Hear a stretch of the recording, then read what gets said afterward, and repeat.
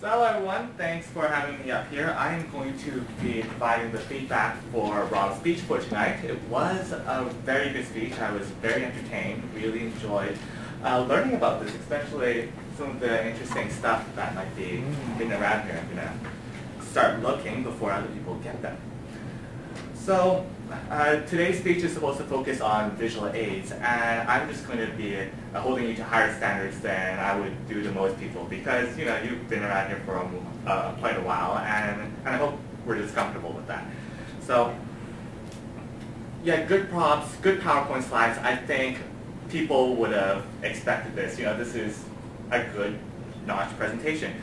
But to move it a little bit beyond that, I have to say, how do these props then enhance your presentation? They were good slides, certainly, and the props were interesting.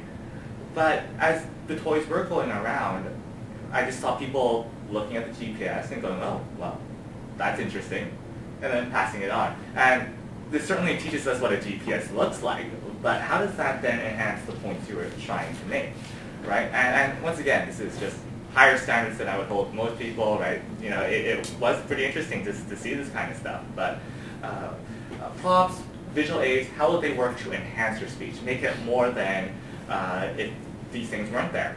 And the same thing kind of with the slides. There are a couple points where I really felt I could just be looking at you, Rob, and I don't think I would have missed a thing. I think you were very well-spoken. Your speech certainly covered everything I needed to know.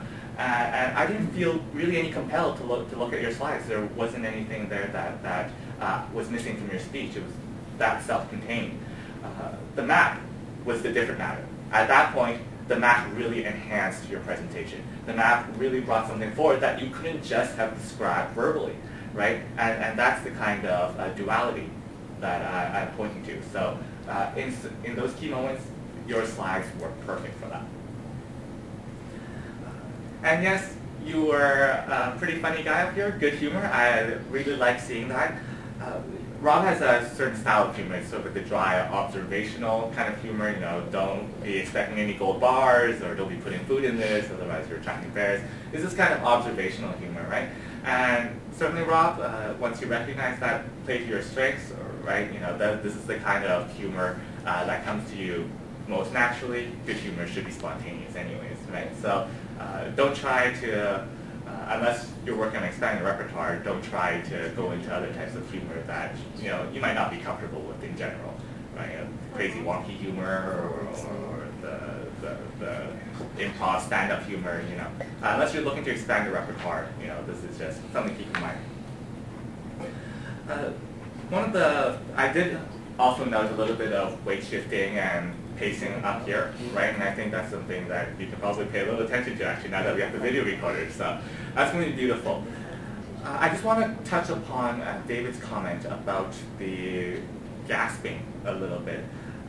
I feel that after working with you for so long, actually, Rob, I'm starting to get a sense of when you're actually nervous, or at least slightly nervous, right?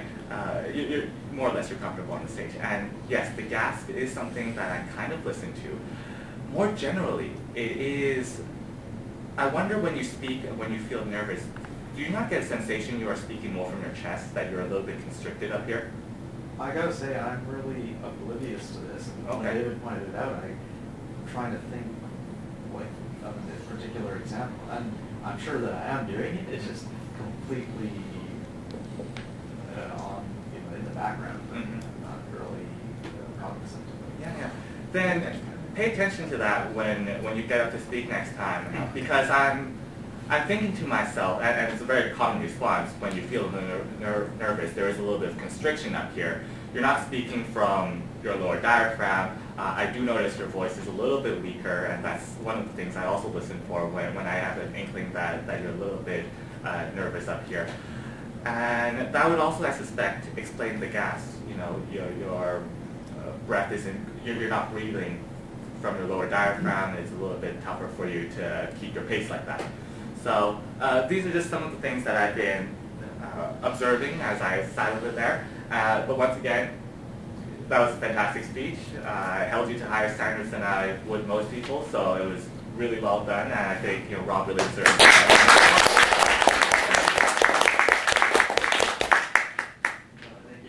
girls.